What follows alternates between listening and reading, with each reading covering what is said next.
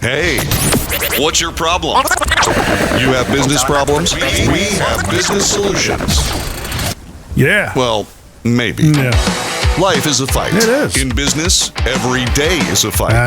So, hey, what's your problem? Oh, man, as always, thank you, John David Wells, the big voice guy for the program. Good friend of mine going back to my CBS radio days in Las Vegas. He is now on the Wells Report.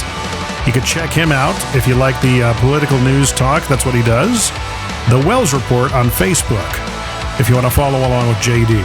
This is the What's Your Problem podcast, where we talk to Middle Tennessee business owners and professionals about the one thing that's holding them back. That, there's always like something nagging at you. It's always something. Literally, a guy long ago said, man, it's always something. And for some reason, my life just got better when you just realize it's always going to be something. That's the premise of the podcast, generally. Check us out. It is a video and audio podcast. You can find out everything, all the different platforms we're on at what'syourproblempodcast.com. We're going for 10,000 average downloads this year. That's my big, hairy, audacious goal. 10,000 average downloads. If you can help us out with that, please share, subscribe, rate, review, tell your friends about it, and give us a leg up if you can. I am your host, Jim McCarthy, with JimMcCarthyVoiceovers.com, and today we're talking to Mr. Martin Plumlee with Plumlee Associates. You are a massive corporate headhunter. Yes, sir. And as always, we kind of start things out with the dad joke challenge. I'm going to try and do this. This will be good. This segue here. Here we go. Here we go. Not such a. It's tough to do on a single fader. So, Martin, the dad joke challenge is brought to you by Trade Bank of Nashville. Are you familiar with Trade Bank? I am not. You're not. So if you had services or items on your shelves that were just kind of growing mold and moss, okay, Trade Bank is a good option. You might find somebody in the Trade Bank network that could use some of those services that, things may be slow, and you get trade dollars for it. Okay. And the description has all that information. Ed Fox is the big man, the big boss behind Trade Bank of Nashville. He's also the voice of our Dad Joke Challenge. There we go. Not much of a challenge because we just kind of listen to the dad jokes, and you can laugh, you can react, you can groan. Crack a rib. Yes. Yep. So joke number one, here we go with Mr. Ed Fox. Let's do it. The cashier asked me if I'd like my milk in a bag. I said, no, just leave it in the carton. They're like riddles almost, right? I love it. I did see a dad bod license plate at Whole Foods today, so really? This just kind of falls in line with that. Here we go. Here we go. What has two butts and kills people? An assassin. Two butts? I got it. Two asses, I got you. I got it. Joke number three. Here we go. Did you know that justice is a dish best served frozen? Just ice. Yeah. Yeah, because if it was served warm, it'd be just water. That's the follow-up. There you go. That could have been a joke in and of itself, that first part. That could have been, for sure. The other day, my wife accused me of being immature. I told her, get out of my fort. That was pretty good. And the final one, I promise. Okay. Did you know in Jamaica a slice of apple pie is $2.50, and in the Bahamas it's $3? Yeah, these are the pirates of the Caribbean. Wow. That was pretty good. I didn't know where he was going at, but it works. Johnny Depp. Well, there you go. Shortly. That's the 5-joke dad joke challenge brought to you by Trade Bank of Nashville and Mr. Ed Fox. He's got dad jokes on Amazon, dad joke books, Grown-tastic dad jokes. I need to write that down. Go check it out. All his information's in the description if you'd like to follow up with that and find out more. Well, there we go, Mr. Martin Plumlee. You are a veteran. Yes, sir. Thank you for your service to our country. You are welcome. Please always shout out to my wife who makes it possible. Without her support and dedication, it would not happen. Right on. So you are also a West Point grad. By the grace of God, yes, sir. That's an amazing school to go to and a relief for anybody's parents who have been saving for college, right? That's exactly right. In fact, Saturday they're doing a send-off picnic for the upcoming class, right, as they get ready to depart to the academy at the end of this month. So, nice. My nephew went to West Point. Really? Yeah, and he got stationed. I think they're in Oklahoma now. Okay. So right out of West Point, he got married. Good for him. And it's a good thing. Good leg up in life. That's all awesome. I remember was the process he had to go through. He had to get senatorial write-offs and endorsements and all that fun stuff. Yeah, sign away your future firstborn. Yeah, things like that. It's pretty complex. I've always told people over the years it's harder to get into the service academies. I would argue West Point's sometimes what I think is the hardest process. But with that being said, it's harder to get in than it is to stay there. Because if you've been selected, you have the talent. Yeah. Do you have the will and the grit and the perseverance to stick it out for 47 months? Yeah. And that's the $1 million question. And he was recruited because of football. So he was a part of the football team. But once he got there, it kind of subsided and he just stuck to the scholastic aspect of it, I guess. Well, yeah, guys playing D1, Division I major college football and balancing the academic and the other military and other obligations at the academy. It's pretty intense. So anyone that plays football 4 years at West Point or Navy or Air Force, I have big respect for them, for sure. Were you aware of the possibility and potential that you had when you were there? In terms of? Like just knowing you had, going to West Point, you have a leg up on things. Well, it's a hell of an advantage. When you look at the history, you see the impressive, the Eisenhowers, the Pattons, Grant, some of these very well-known, well-respected, not just military leaders, business leaders, governmental leaders, presidents. It's intimidating in many ways. Right. So I knew, and I was raised by a single mom. I always got to give a shout out to my mom. I knew that if I could get into West Point and make it through, yes, I would have potentially an advantage. Yeah. But you can't wear that on your sleeve, right? You have to understand that, hey, this is an honor. It is prestigious to say I'm a West Point graduate, but it doesn't define me. It's part of my story. Right. Proud of it, but I want people to respect me because of how I carry myself, how I lead, how I treat others. It doesn't matter if I'm a West Point graduate. If I'm a difficult person, then I've brought dishonor to the academy. Right. The valor is kind of diminished at that point. That's right. I just listened to a podcast episode where a woman was on, her son had been killed in service. I think he was a Navy SEAL. Okay. And she had mentioned how there are so many different veterans out there that might get, you certainly get the veteran stamp. And even using that is that kind of valor is kind of walking a thin line. Like putting it on a business or something like that, you better be legit. That's right. In the eyes of the military community or veteran community. That's exactly right. What about you also have the disabled veteran status, right? I do not have that status. I know business owners that do.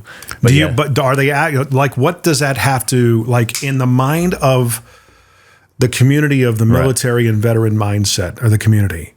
What is a disabled veteran? What do they have to? They have to be physically disabled, amongst you guys. Physically, you could certainly get into some emotional and mental traumas, right? TBI and other things.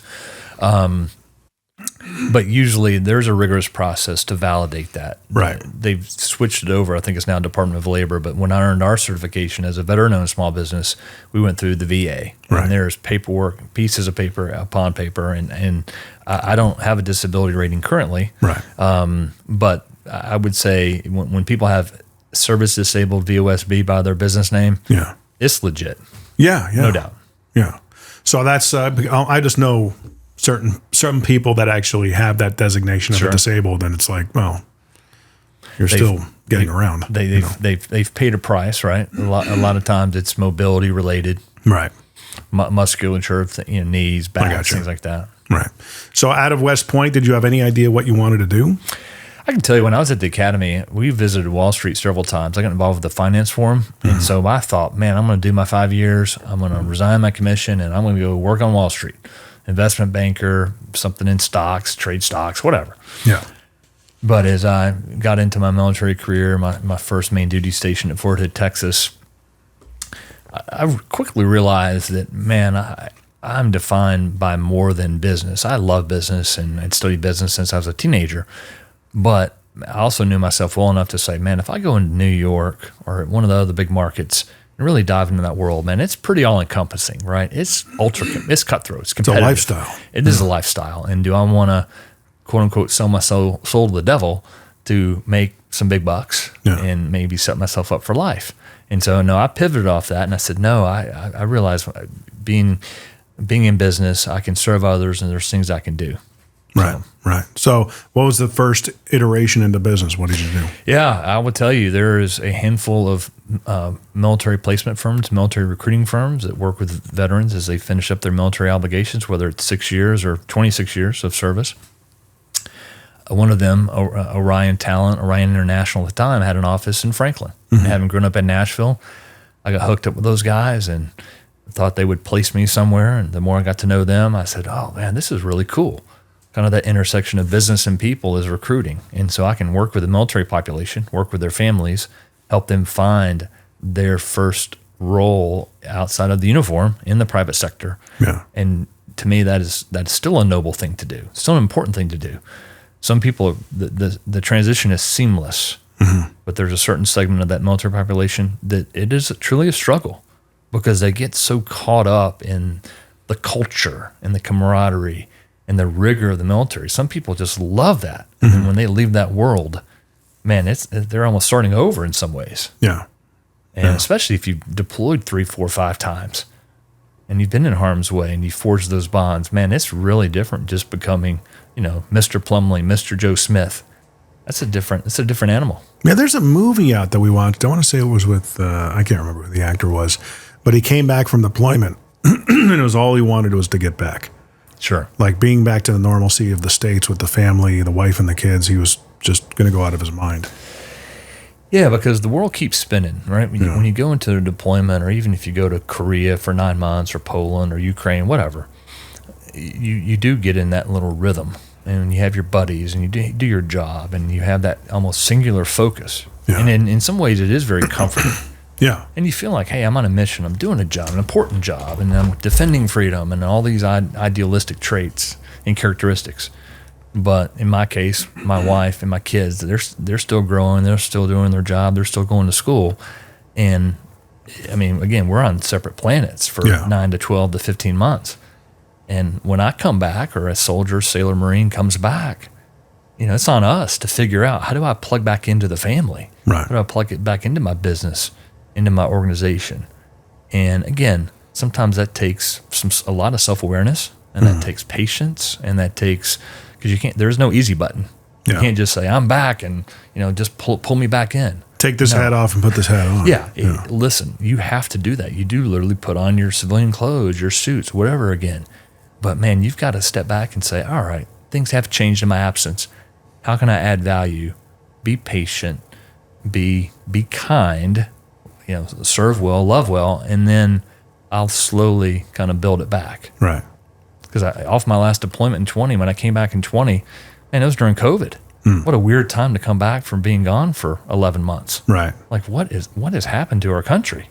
So you were deployed at that point? I was in the Middle East. I was actually in the nation of Qatar when COVID really went crazy. Yeah. And we were on a military mission, so we got back in military aircraft. Wasn't a big deal. But still, just watching the news and reading online what's going on, it was surreal. Like, is this really happening? Like, what is going on in the world? Was it happening over there at the same time? They shut down a lot of the major airports in the Middle East, right? In Baghdad and in Kuwait City, etc. So, wow. So getting into you kind of found your place with corporate recruitment in a way early on. I did. Super blessed to figure out what talents the good Lord's given you and being able to apply those and have some success, make a little money, but feel like, hey, man, I'm giving back. I am doing the world some good. Because when you step back and you say, I understand clients need to hire good people, good leaders, individuals need to find good roles, and it's hardly ever a perfect match, right? Yeah. It's calculus. Right. There's a lot of variables here. We got to spin and line it all up at the same time. It's a puzzle. It is a puzzle. Yeah. It's a great analogy. And people are awesome, and people are complicated. Yeah. And people sometimes will flake on you. Yeah. Now, working with our military friends that I can easily relate to, the flaking factor is pretty minimal. Right. But well, they've been broken down and built back up with a lot of discipline. That's right. Yeah. And we've learned how to mask our crazy, right, from time to time. But the civilian world has a different rhythm, different pace, and some people are defined by their job and by their title and their business card, and some people again are doing their job the right way. And so that's where I always encourage veterans, man, you got to find that company, that organization that really does live out their company values. Yeah. Find that culture that at least appreciates what you've done. And God, that takes time in and of itself. Oh, yeah. And listen, your first job off active duty or your first job after retirement, you're probably not going to find the perfect company. Right. But be patient. But give that first job, give it a year if you can. Well, you're talking about somebody who's in their, early 20s at that point. Sure. And, anybody who's anybody, even coming out of college, they got to find that. That's right. Then I always tell my kids that, look, your 20s are for falling on your face and finding out who you are and finding what it's like to work for. I believe there are two types of leaders. One leader will take, the team will take a bullet for, the other leader will get killed in friendly fire. That's right. And I've worked for both. We all have, no doubt. Yeah. And you got to identify if you're okay with working with somebody like, say, you get a lot of military that goes into the car business, and that's a very militaristic, or can be a very militaristic type of organization, which I guess, hey, this is what I'm used to, and this is what I resonate with, and I'm okay. I've got a thick skin. I can take it. You know, I can be called out in the middle of a meeting and be dressed down. I've never had, it's been done to me when I was in the car business, but I also was 37 at the time and been around the block a few times. Sure. So when it did happen, I didn't pull any. I'm also a big believer in that, the way you respond is signaling to the other person what's okay and not okay. That's right. Sure. So I would pull them aside and say, listen, that will not happen again. Won't work. Yeah. That doesn't work with me. I understand that I'm still learning this and I'm figuring it out at age, 37. You just pull me aside. Yeah. And that's the way we That's do how this. we're going to roll. Yeah. And it was always, good from there. Yeah. With people typically. So yeah, you can get bullied, and this is the conversations I have with my daughter is, hey, if you're strong and confident and kind, you are likely not going to be bullied or bullied very little. Right. But you have to stand up for yourself. Yeah. But you can do that without being obnoxious or arrogant, right? Yeah. You just set boundaries. Well, I mean, I have a little bit of an Italian bloodline in me that comes out every now and then, especially being from the Northeast. And this one guy at the dealership kind of was very sideways with me, and he was explaining what I needed to know. And I said, well, thank you. I appreciate that. And the way he did it was very condescending and talking down. And I said, as far as the way you did it, don't ever talk to me like that again. Right. If you do it again, we're going to have issues. Right. And I was over his desk, like leaning on it with my fists. And he was kind of leaning back. And I said, do we understand each other? I felt like I was talking to my kids. Right. And this man was like probably 15 years my senior. Yeah. And he's like, yeah, that's fine. And we were cool after that. That's right. you had to recalibrate things. Yeah. It's like, look, I know I'm new. You don't have to talk to me like this. I'm not 22. Right. Yeah. This is not NFL training camp. I'm not carrying you do realize, your helmet and your shoulder pads. I'm not going to be reprimanded or thrown in jail if I leave. I can leave this place. That's right. I have options. Yeah. And I'm not driven by passion, where you can also take advantage of that. That's right. Because it's funny. I came across a YouTube or actually an Instagram video of a sales trainer a couple of weeks ago, and a lot of these thought leaders are doing these reaction videos where they're watching videos of other people and then they give their reaction to it. Okay. So a friend of mine was doing it. He was reacting to the sales trainer, and he was in favor of what the guy was doing. And this guy was in the midst of a paid training where these people showed up and paid this guy to do a seminar and a training with them. Okay. He called out one of the people right in the meeting, and he said, "You're not taking any notes. Why are you not taking any notes? If there's nothing of this value to you?" And the guy was like, "I just, look, the guy may just absorb by listening. He wants to be in the moment." Sure. There's VAC, visual, audio, kinesthetic ways of absorbing information. And he was probably just an auditory learner, and he's retained. But he just went after him to the point where the guy must have been so upset and crossed about it, that he may not have given his permission to be used in the video. They actually put someone's crying face over his face. And I'm looking at this guy who did all the training going, I understand what you're doing. Yeah. You're trying to get attention.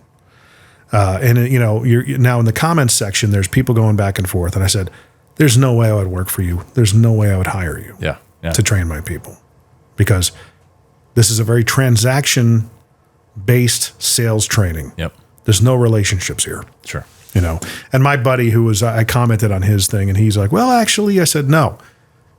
This kind of culture, you're only shooting yourself in the foot. Yeah. I'm sorry. Because these guys can all leave. They can go somewhere else where of course, it's a better culture. In the military, you can't do that. Yeah, a little different. Yeah, you can't necessarily pick up your bat, ball, and glove and go to the next unit down the street. Right. Right. Or if you're in Korea, like, where are you going to go? Right. Want to cross the DMZ and go hang out with the North Koreans? Yeah, that's not Now, good. what kind of culture do you kind of resonate with? Are you tough as nails or relationship-based? I would tell you, I probably tried to live down a label I probably acquired 13, 14 years ago. And this is a guy corporate recruiter that recruited me into, you know, another national firm out of Robert Half. And I said, Alex, probably 6 months into it, I said, hey, what are you hearing from my team? He goes, Martin, I would tell you, if I had to summarize it in one phrase, tough but fair. Yeah. And that's what I want to be with my kids, right? Because that lends itself to consistency. Yeah. Like, hey, high standards, but that doesn't mean there's not room for grace. But hey, these are high yet achievable standards. Here's the tools you have. Here's the resources available to you. If we can't get there, let's talk about it. But if the deadline's noon on Friday, we're not talking about 11:45 a.m. on Friday. Right. That's maybe a 7 a.m. phone call on Friday. Right. Or Thursday night. Hey, let's huddle. This ain't working. Well, how can we flex and adjust? Right. So I think people will generally rise to the occasion if they know what's expected of them. But you can be, I don't like the word demanding, but you can expect a lot, but you better give a lot, right? And that's always want to be that servant leader that says, hey, my job is to hold the pyramid up. My job is to help you be successful. And I will stay up till midnight or 2 a.m. if I need to do things to help you be successful. Yeah. But we've both got to grab an oar and pull, right? And if I know you're trying, you have the right attitude, man, I'll help you at all times. But once I start to sense you're not caring or you're just really distracted, your heart's not in the game, then that's another discussion, right? Yeah. Maybe we don't have the right fit. So maybe I missed something as the leader, right? Yeah. So with guys getting out of the military, how long does it take them to find what they're looking for? Oh my gosh, Jim, that's a heck of a question. I'm going to guess 5 years. Well, I would tell you from what I've seen, and I'm just trying to capture 20 plus years of working with veterans, I think sometimes they do get it right the first time. But then you see a lot of guys that, if you look at their LinkedIn profile, 12 months, 18 months, 9 months, and you go, But again, if you've come off that, when you've been in that militaristic kind of structure and culture, right, as a lieutenant colonel as I am today, I'm not going to necessarily call my 2-star unannounced. If I'm going to call my 2-star, I'm probably going to let my boss know, hey boss, I feel like I need to call the 2-star. So I think sometimes people aren't willing, especially when you're fresh into the civilian world. What's the ROE, right? What are the expectations? Am I allowed to go talk to the boss? Can I just knock on the door and walk in? So I think sometimes people just gut it out, but then sometimes people say, hey, I put up with a bunch of BS for 20 years, 25 years, 6 years. I'm just not going to hang out. Right. And then when the job market's been tight, people's phones keep ringing, right? Well, that's the other thing is that, when in the past several years, we've had the ball has been in the employees' court because they can jump and go anywhere else. Yep. I mean, it's a 5,000-foot view of things because eventually that'll bite you, especially when things get tight and the jobs aren't so plentiful. Sure. And you have to go back to work and the government is going to, pay your bills for you. So that's something to take into consideration, Absolutely. And but either way, just to create a culture, they're going to create a culture no matter what. That's right. It's going to be good, bad, or indifferent.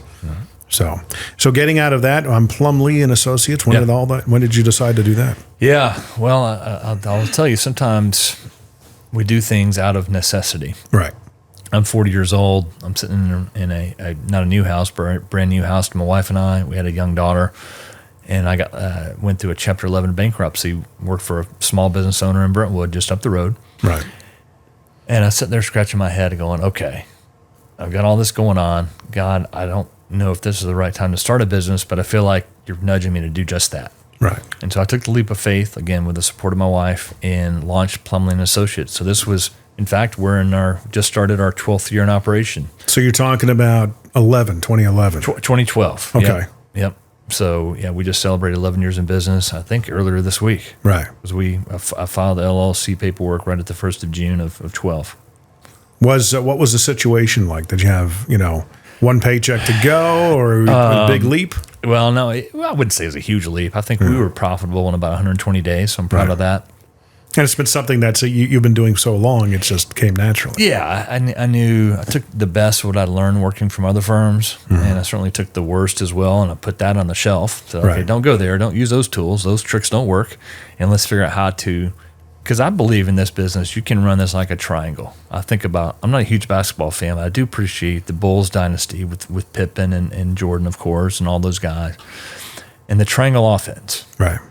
And I think, man, I always look at this business as there's a client, there's a candidate, and there's my firm, my team. Right. And we can build this thing in such a way that we all feel good. Because every time you place someone, that is a transaction, but it's a piece of a bigger relationship, we hope. Right. But how do I set that candidate to feel like they're winning? The client's got to feel good because they're writing me a check, right? The clients pay the bills. But as I tell clients, candidates are never going to be more excited than day one.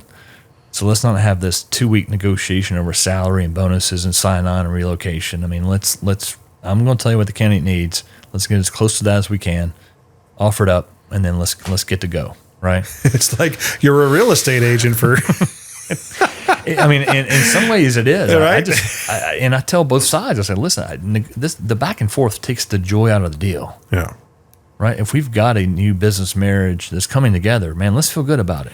I would have used that line when I sold cars, man. The back and forth, guys, takes the joy out of this. It does. Here's the price, just buy it. Well, here's the thing, Jim. I don't think you know this. My father was in the car business really his whole adult life. Right. So, I know more about the car business than I probably care to admit. Well, I mean, the thing about the car business is that it is as raw of learning business as it possibly can be. And I've always said, if you want to learn and actually start your own business without all the risk, that is not a bad way to go. Just finding the right culture, the right team, the right company that will really, put you in the right place, that matches your core values personally and everything. I was more a relationship guy, as the Honda dealership taught me the fundamentals of sales and selling. I thought I was a good salesman going into the car business, and it quickly proved me that I was wrong in my thinking. I was good at selling, not so good at closing and being assertive. And occasionally the managers would be a lot more assertive and closing than I was comfortable with. Right. I think a lot of the fundamentals of sales is finding something that you are you're comfortable. You want to do it in such a way that you can put your head down at night. That's right. And sleep. That's right. And I was able to find that. I call it finding your voice. I teach a lot of voiceover people as well. I love it.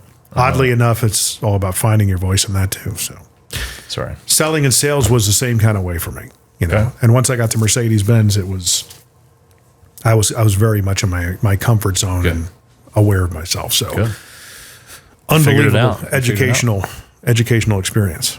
And how long were you in the car business? I was in a couple of years. Okay. Yeah, it got to the point where I just the company I was working for, just every time we turned around, it felt like they were just changing things and more to their favor than ours, and it just got tiresome. Yeah. I would go back and do it though. I mean, it was I enjoyed it, but I always tell people that it will be on my own terms and with my own leverage. Yeah, I'll do it for fun because it was fun. I had fun doing it. A lot of people love the cars, man. Yeah, it's a fun business, and when you do it right, and you understand that it will take about 5 years to build your business, like any other business. As I'm coming to find out in this podcast that 5 years is typically the magic number. Okay, you got something after about 5 years. Traction is starting to happen. Yeah. So, that is something that I learned even in the car business. And I know guys that still work at the dealership where I used to work. Everything is relationship based with what they do. That's right. It's not a, get them in, slam them into a car and never call them again. Yeah. So there are dealerships that do that, but they churn through people. Yeah. And customers. Yeah. So because it's about the 2 R's, right? Relationships and referrals. Yeah. If you got enough good quality relationships, you should always have a good number of referrals. And you will achieve that if you are an integrous, honest person that just does business fairly. Yeah.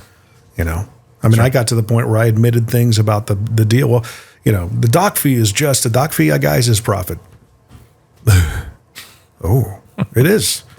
Yeah. And that's what it is. The cars actually do lose money sometimes, especially when they're new. They really do. Yeah. I don't know how else to tell you, but that doc fee is to make sure that people upstairs can do the documents. Yeah. It's a little bit of profit that we make sure that we set aside that it takes care of them. That's right. Okay. Well, that finance rate's it is marked up. Yep. That's a profit center. Yeah. And it's like the wind would come out of their sails. Yeah, we make profit. Sue us. Capitalism is still alive. Yeah. I promise. So when did you, 120 days to profitability. Yes, that's amazing. Well, I would tell you, experience helps. Having some good relationships in place helped. Yeah. So, that's a big part of it. No. Yeah. And having grown up in Nashville and really focused on a lot of the good companies in this market. I mean, again, Nashville is really just starting to boom in that 11, 12, 13 time frame and has really been booming pretty much ever since. Yeah. So timing certainly was good. And just being, I think, a homegrown business owner never hurts. It still matters around here. Right. Certain markets, people don't care, but I think there's a certain segment of the population here that wants to know, hey, you are a 615 guy. Yeah. Maybe you're okay. We'll give you a shot. Well, I have a 702 area code on my phone, but I've been here since 05. All right. So I think at that time when we moved, you were a Nashville native after 2 or 3 years. Yeah. Yeah. So I think I'm well within that. You've been grandfathered in. Yeah. Yeah. I came here from the West Coast before it was cool. So I'm kind of a hipster. You are a trailblazer. I brought them all with me. That's right. You can slow down the migration. I won't say turn it off because that would be rude, but we can slow it down. Pump the brake a little bit. What are your thoughts on the migration, the Californians that are all moving? That I love the volunteer state. I call this right. You're being so PR sensitive right now. I will say this. I don't care what state you come from. Illinois, New York, wherever, Oregon, Washington State. There's great people in every state in this country. Yeah. I want good people to come to Tennessee, right? I call Middle Tennessee or the greater Nashville region. It's like my third kid. Yeah. And you want your home region to thrive. Right. And we're only going to continue to be successful, treating people right, growing the right way for the long term if we have enough good people with moral character. Right? That I'm not talking anything about political views or any of the other stuff. It's just like, hey, are you a good person? Are you a good dad? Yeah. Are you a good neighbor?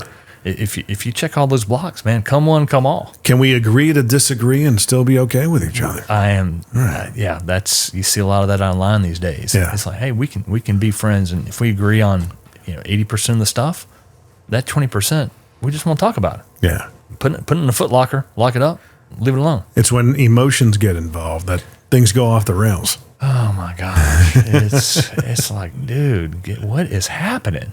Right? I mean. It's like one of my favorite T-shirts, and I need to get it replaced because it's so worn. I've worn it so many times. It's just a black T-shirt. It says, Jesus loves you. And in smaller font, it says, and I'm trying. And I tell people, I'm like, man, dude, I want to love you. I want to serve you, all these things. But man, you're making it hard. Yeah. Please, make it a little less hard. Yeah. So we've all got to, sometimes we got to check ourselves, right? Grab the mirror, and am I being the best person I can be today? Hey, listen, I'm going to tell you, friends, hey, do I need to grab that mirror some days? Probably 4, 5, 10 times? Oh, yeah. Absolutely. Pump the brake, Plumlee, slow down. You're right. Absolutely. I feel like I was kind of born that way. It's, I look and, okay, am I doing something wrong? Maybe not so much as of late, but years ago, probably from my, childhood, my mom was, if she ever listens to this, but, the Catholic guilt is strong with her, and always made you like, okay, maybe I am doing something wrong because I certainly feel like it. And then you get exposed to things and like, no, I think there was probably a little bit of gaslighting happening in those instances, but Yeah. So Plumlee, the differentiator. Yep. Were other like organizations that you worked for, were they more concentrating on the C-list, the C-level executives, or a lot of middle management? Okay. A lot of what I'll call specialty kind of roles, senior specialty staff, middle management, getting up into the VP and director level roles. But at the end of the day, very much about brokering deal after deal after deal, transaction after transaction after transaction. And that's, as I've grown my firm over the years, I mean, really the focus has been for the long term. I mean, one of my company values is a long-term approach to thinking. And to give props to my grandfather, the only grandfather I ever had, Pierce Dodson, I mean, taught me the importance of thinking a decade, 2 decades, 3 decades ahead. Now, he was in insurance, so that's just kind of how his brain was wired. Yeah. But I think that's a great perspective, no matter what your business is, to say, hey, if I close this deal today, and am I going to be proud of it in 5 years or 10 years? Oh, really? And if my kid, right, you got to admit to be a little aspirational. Yeah. You start the business, you say, hey, I put my name on it for a reason. Not Martin Plumlee Associates, Plumlee Associates. What if my son or daughter want to join? Yeah. Right? Yeah. My nephew. What if my brother wants to get in the business one day? Okay. Hey, let's be proud of this name. Let's bring honor to this name. And you can only do that by living out your values. And hey, we're going to screw stuff up, and we have messed things up in 11 years in business. But we always learn from it, and we work very hard to not repeat those mistakes. Hey, even Tony Stark learns from his mistakes and makes the Iron Man suit much better in every movie. A lot of evolutions there, for sure. Okay, well, I got to fix that. That didn't work out. I wasn't anticipating that. That happens all the time in business. And a lot of people, I think, when they get into business, that they have to, the last thing they want to do is be made to look bad to the client. You got to understand that's going to be inevitable. That's right. That's going to happen. Yep. That's where the learning happens. Absolutely, yeah. I mean, you get into an organization, and it doesn't matter if you're selling a product or a service, you're going to have multiple executives or leaders or people you deal with. And There's still people. There's still people. Yeah. And you're going to just naturally click with some. There's going to be some you can probably get to neutral ground pretty easy. Yeah. But there's going to be some people that just can't relate to you, don't like you. Well, what do you think about like the thing these days? Entrepreneurship is all of a sudden cool. Yep. Okay. Very Back cool. in the 80s and 90s, if you said you were an entrepreneur, it meant that you lived in your parents' basement and probably played D&D and had Funyuns and Mountain Dew as a dietary staple. Now it's something that's really cool. It's very hip. And Nashville, this region's a big It's entrepreneur huge. hub. My Big hub, gosh. for sure. And you're probably writing, you're that rich culture, entrepreneurial culture is a benefit for you guys, I would think. It is, and in like many industries, the car business we've talked through. Yeah. I mean, recruiting, staffing, it's become very commoditized. Right. A lot of noise out there. Yeah. Because there's very few barriers to entry. I don't have to go build a warehouse to start a recruiting firm. Right. Right. You can literally do it online. I can literally set up a website, Off you go. create Hang an a email shingle. account, got a phone number, shingle, let's roll. File your papers with the state, we're good to go. Yeah. But that's where it's kind of like you've got to continue to prove yourself every day. Yeah. And there's a lot to that. It's not just about the actual business you're doing, but it's about, are you making a difference in the community? Or do you follow up, right? It's the big stuff, but it's also the little stuff. Yeah. When you started in the beginning, was there a lot of prospecting, reaching out? Oh, of course. I guess you have to reach out to the prospects or, hang a flag that they know they could submit their stuff to you and become part of your roster, so to That's speak. right. That's right. And then, getting in front of the clientele that's looking for people like that. Yeah. But I mean, your niche is those higher up. Yeah, absolutely. Right? Finding those senior level roles, those executive roles. How do you prospect for that? Well, that's complicated, right? Some of that's online, some of that's LinkedIn, some of that's jumping on a podcast, some of that is blogging, right? Blogging is still very popular, but now it's more on the V side versus just the written blogging. I think it's being involved with the local chamber. I think that's being out in the community. Because, again, in my world, you get hired a lot on reputation. Right. Because it's very sensitive. A lot of our searches are completely confidential. Right. It's a new role, or we got to replace somebody because they're not Stealth. getting the job done. Yeah, it's very stealth, and that's probably where some of my military DNA is helpful, because you know how to get things done without, you don't have to tell everybody what you're doing. Right. So prospecting for that, you kind of used a lot of the tools at hand at the time. Absolutely. Yeah. A lot of, done in Bradstreet, a lot of Zoom info, and just start building out your database. That in and of itself is a skill that is just worth its weight in gold. Very My true. goodness. Very true. Yeah. So at what point did you realize that, okay, this is going to work? This is going to be good? Man, I will tell you, probably about 3 years into it, we really had some success in a couple of $1 billion plus clients. Not super big, but big enough to not really beat you to death on recruiting fees and terms and all that. And you start to get some volume projects, and you start doing work in multiple regions, multiple states, multiple cities, and you start to really crush it. You find that sweet spot. So I would say probably for us, we're at that 3.5 year mark. Now, is it one of those things that you want to be nationwide, nationally known? I don't know if I really care about that. I certainly would like to be well known in Tennessee, certainly fairly well known in the Southeast. It's just, there's so, recruiting 20 years ago when I got into it back in 99, so a little over 20 years ago, monster, hot jobs. Oh, gosh. People thought, man, the recruiting business is going to go away in a decade. Yeah.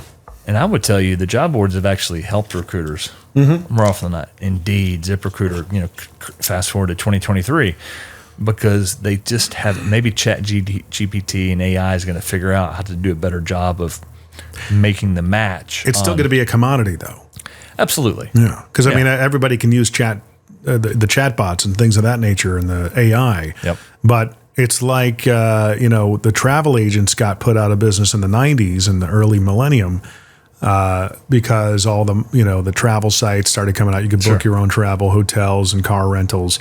But honestly, if you want to take a nice trip, I still want to go through somebody who's been there, knows people, knows how to get something done. That's a more niche, boutique type of service. That's right. But I mean, a lot of so you're kind of like that because travel agents have made a comeback in a strong way. That's very true. And it's funny because the real estate industry is going through a similar situation. Yeah. Technology is a freight train coming down the tracks. Very true. Doesn't care who's standing on it, right? A lot of that, you could actually speak to that industry and say, look, guys, keep the faith. Eventually, when it comes to buying a house, they're still going to want people. That's right. Because it's not a simple process. There's no easy button. Well, and I'll give you an example. Someone in my neighborhood had to move out of their house today. Yeah. They sold it. And I asked her last night, I said, hey, who'd you sell your house to? I mean, I'm not being nosy. I'm just like, give me the profile, family, whatever. Yeah. Martin, we sold the house to a couple, husband and wife, no kids.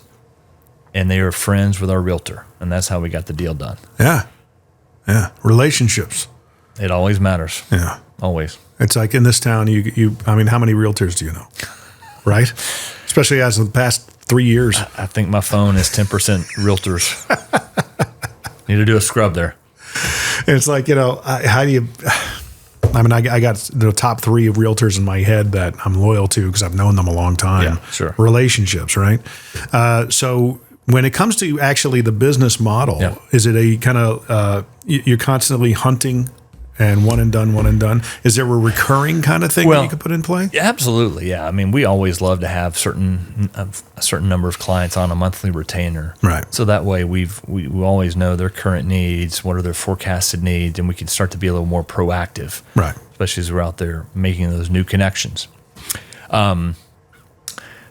On the candidate side, right? In fact, I had a guy call me today from San Francisco. He rang me on my cell phone, and we started talking. And I said, well, here's how I can my team and I can add value for you. I said, you send me a list of up to 10 firms or companies that you're targeting. And he, to his credit, he's been active on his own. God bless you, man. That's awesome. Well done. But I can't help you there because you've already tilled that ground. Yeah. No one's going to pay me a fee if you're on second base. Right. So help me find those new opportunities, and I'll be glad to, as we say in my world, skill market you. Because this guy's went to Ivy League school, played college baseball, worked for some leading firms. I mean, very placeable. Yeah. And this is your job to find the right company, and in that roster of companies that Absolutely. with the relationships you have. That's right. They'll take your call. Absolutely. And sometimes you noodle or you present that right person that just has that rock star pedigree, that perfect CV or bio. They're going to call me back. I mean, I get calls back off cold calls all the time. I'll leave a voicemail with a CEO or CFO at 5:30. I get a call back the next morning at 7:30. Those are fun. What does a call like that sound like? Oh, fair question. Put me on the spot. I like your style, Jim. Well, no, it's like, it's almost like the role playing. Yeah, no, it's real simple. It's like, hey, Jim, Martin Plumlee, owner at Plumlee Associates. I met someone today that I screened personally that I want to bring to your attention. Joe Smith is currently on the West Coast. He has an MBA from, Duke. His undergrad's from Ivy League. He's worked for CalPERS for 10 years.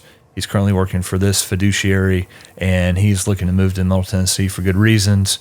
I wanted to give you an early look at his background. I'd love to talk to you. He's targeting to be, north of 400 grand total comp. Let me know if we can talk about this candidate. Right. And then, if they have a position for him. Yeah, and a lot of times you don't know that. You don't know, right? It's totally if you're throwing a dart at the wall with blinders on. Mm-hmm. But what are you doing? It's amazing. People will still email me, text me, call me back, and say, Martin, hey, thanks for thinking of us. Right. Yeah, we don't have anything at that level right now, but man, I'm gonna write this down, or hey, check back with me in 3 months. We might have something. Or they may come back and say, hey, maybe not us, but we know somebody. That's right. We have a friendly competitor that's looking, or we've got a smaller role, and maybe you'd be interested in filling that. So it just, again, starts the discussion, starts the dialogue, and that's what you want. If you don't have that relationship, you got to start somewhere. Yeah. If I just call and say, hey, Jim, what do you got open? And I had a guy that used to work for me years ago. That was kind of his style. It's like, you got to add a little more value than that. So your style of reaching out is similar to what I kind of coach creatives with when it comes to, getting yourself out there, following up. Sure. I said, when it comes to follow up, don't just, hey, I'm touching base. Hey, I'm following up. I said, strike those words from your vocabulary. You got to have something. That's right. All right. And I always talk about the cell phone concept where if you pick up your phone, I said, if you're calling somebody, you want them to react like, oh, hold on a minute. Let me grab this. Yeah. Or they go, pardon me for a second. I gotta make sure I call them back. Yeah. You don't want them to go. Right. The half-second glance. Oh my God, that joker's he's burning me up. He's going to me 4 times this week. And it's like even in the car business, it was fairly easy in the car business to learn that because once if you didn't have the car that they were looking for, okay, I'm going to keep an eye out for you. From what I understand, you want this. It's got to be this color. It's got to be this style, this horsepower around this price range. Am I correct? Yeah. Whenever I find the right car for you, that's all I'll reach out to. Fair enough?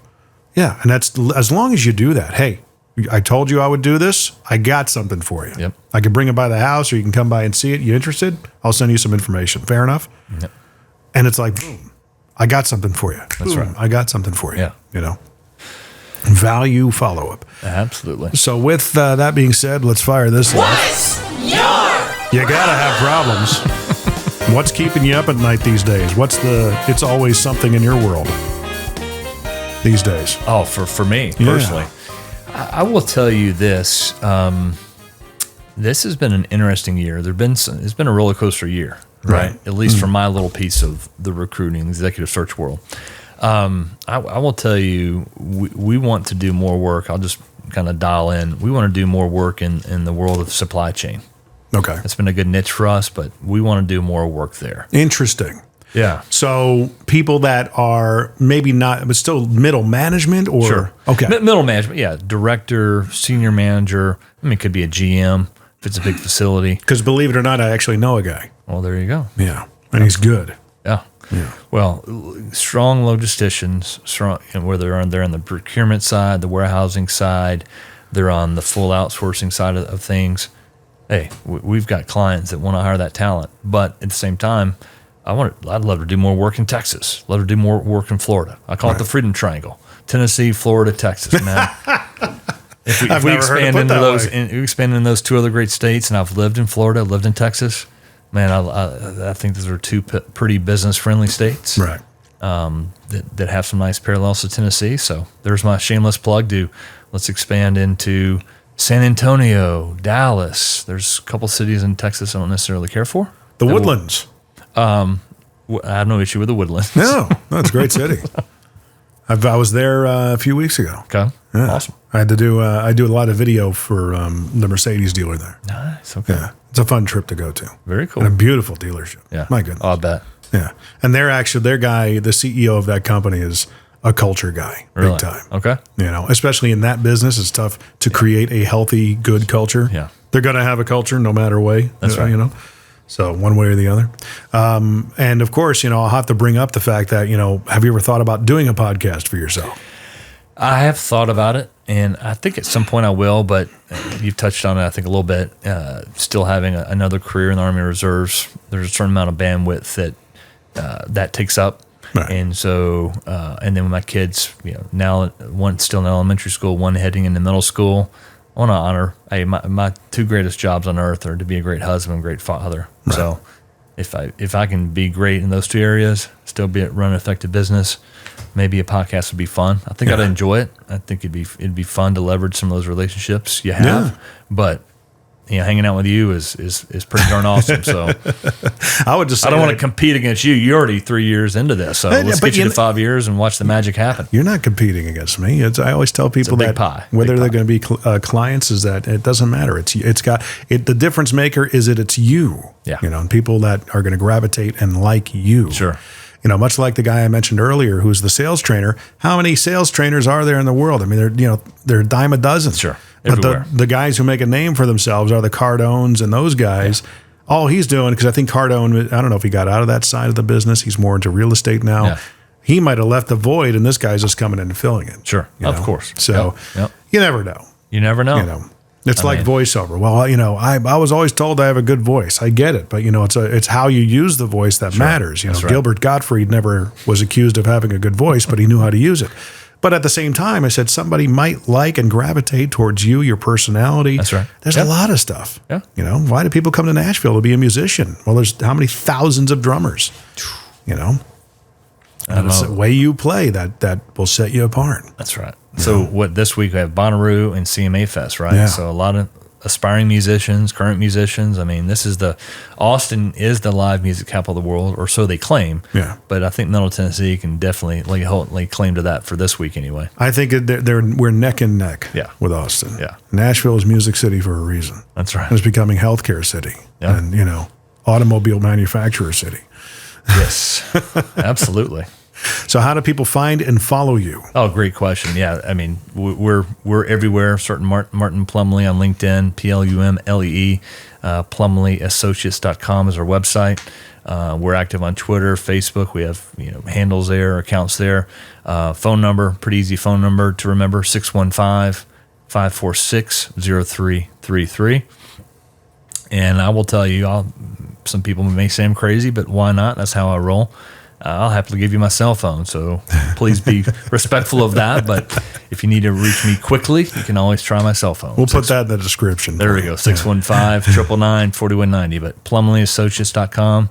And again, my name is Martin Plumlee. Jim, thanks for having me. Great to be here. Absolutely, my friend. Thanks for coming out. And of course, that was it for the What's Your Problem podcast. Please follow along. Go to what'syourproblempodcast.com. If you know somebody that would be a good fit for the podcast, please let me know. Reach out. That would be wonderful. And again, 10,000 average downloads. That's what we're going for. That's our BHAG, big, hairy, audacious goal for 2023. Help us get there if you can. And let's do it. Let me know if you don't want to help and how I can maybe change your mind. Share, like, subscribe, download, rate, all that fun stuff. Again, Martin, thank you for coming out here, my friend. Thanks, Good to sir. meet you. Appreciate you. Thanks, Jim.